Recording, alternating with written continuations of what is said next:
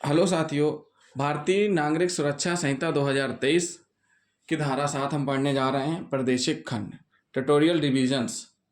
यही धारा सीआरपीसी में धारा 7 में वर्णित थी, प्रादेशिक खंड में।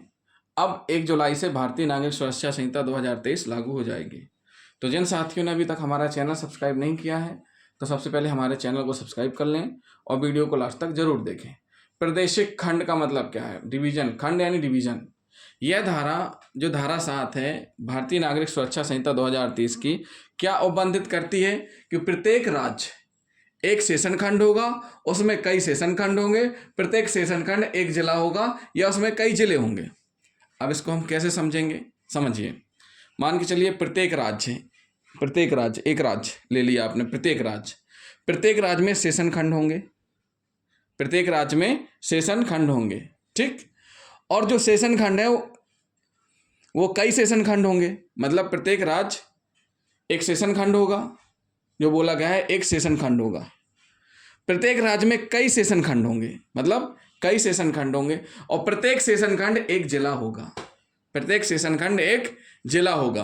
और प्रत्येक राज्य में कई जिले होंगे।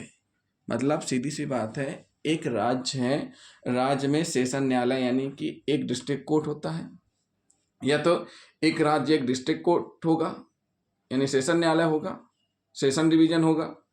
यह दूसरी कंडीशन, एक राज्य में कई सेशन डिवीजन होंगे। तीसरी कंडीशन, प्रत्येक सेशन डिवीजन एक जिला होगा और प्रत्येक राज्य में कई सारे जिले होंगे।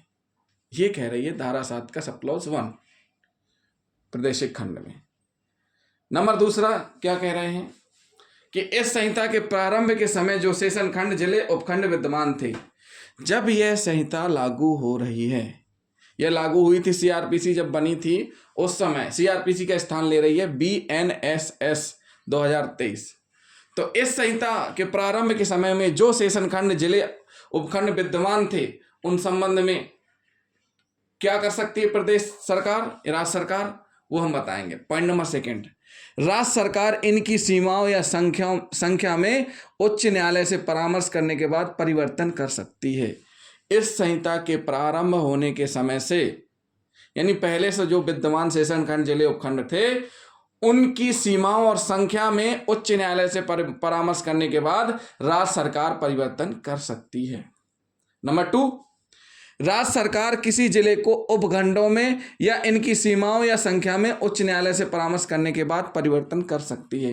पहला पॉइंट कहता है कि सेशन खंड को की संख्या और सीमाओं में परिवर्तन, और दूसरा पॉइंट कहता है कि जिले को उपखंडों में बांट सकते हैं, उन उपखंडों की सीमाओं और संख्या में भी उच्च न्यायालय से परामर्श करने के बाद परिवर्तन कर सकते हैं।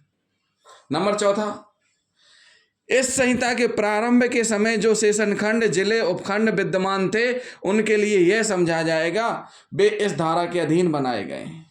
यानी कि जो सेशन खंड, जिले, उपखंड पहले से विद्यमान थे, वो ये माना जाएगा कि भारतीय नागरिक सुरक्षा संहिता 2023 के अधीन बनाए गए।